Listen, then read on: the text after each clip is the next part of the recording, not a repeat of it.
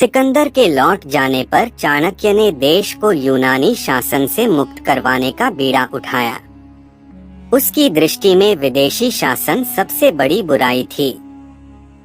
उसने चंद्रगुप्त को आगे कर पंजाब में एक छोटी मोटी सेना एकत्र की और उसको इस सेना का सेनापति बनाया।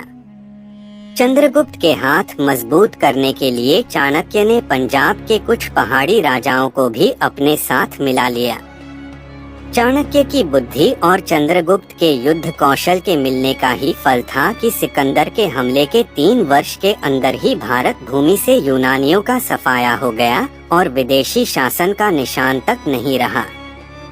इसके बाद चाणक्य ने अपना ध्यान मगध की ओर किया। उन्हें अपनी प्रतिज्ञा अभी तक याद थी। वे नंद वंश का नाश करके चंद्रगुप्त को गद्दी पर बिठाने की योजना बनाने में लग गए। चाणक्य ने अपनी कूटनीति द्वारा राजा नंद के विरुद्ध एक षड्यंत्र रचा और अपने बुद्धि बल से उन्होंने इस षड्यंत्र को सफल बनाया।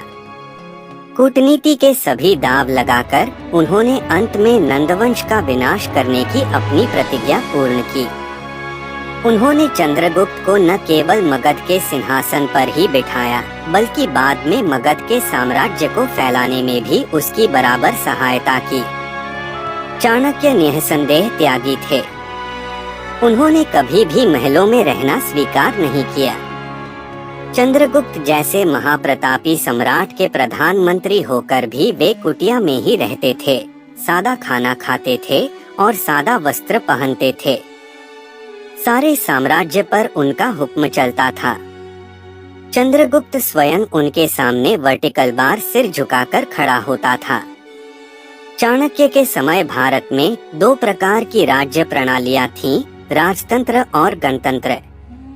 उस समय भारत में जो गणतंत्र थे उनका राजकाल आजकल के गणतंत्रों की तरह प्रजा के चुने हुए प्रतिनिधियों द्वारा नहीं होता था। वह तो एक विशेष वंश में उत्पन्न लोगों के प्रतिनिधियों का तंत्र था। चाणक्य की सजमती में इन छोटे छोटे गणतंत्रों की तुलना में राजतंत्रों यानी राजा का शासन कहीं अधिक श्रेयस्कर था। इसीलिए उन्होंने अपने समय के छोटे छोटे गणतंत्रों को मिलाकर एक राजा की अधीनता स्वीकार करने की सजमती दी। चाणक्य के मत में राजा का आदर्श प्रजा के पालन व कल्याण की चिंता करना होना चाहिए।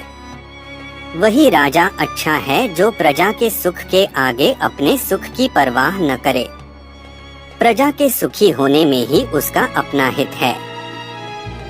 उन्होंने यह भी लिखा है कि राजा की आज्ञा के सामने वेद और धर्मशास्त्रों में दी गई हिदायतें तुच्छ हैं। राजधर्म, मंत्रियों की परिषद, राज्य व्यवस्था, राज्य के अर्थ की व्यवस्था, न्याय आदि विषयों पर चाणक्य ने अपने अर्थशास्त्र में बहुत विस्तार से लिखा है। यहाँ पर ऊपर कही गई इस बात को दोहरा देना काफी होगा कि राजा का हित प्रजा में है और यदि प्रजा सुखी है तो राजा भी सुखी रहेगा। चाणक्य की समिति में तलाक और विधवा विवाह की प्रथाएं धर्म सजमत हैं। उन्होंने इनका समर्थन किया है। चाणक्य ने अपनी बुद्धि के चमत्कार से यूनानी शासकों को निकाल बाहर किया।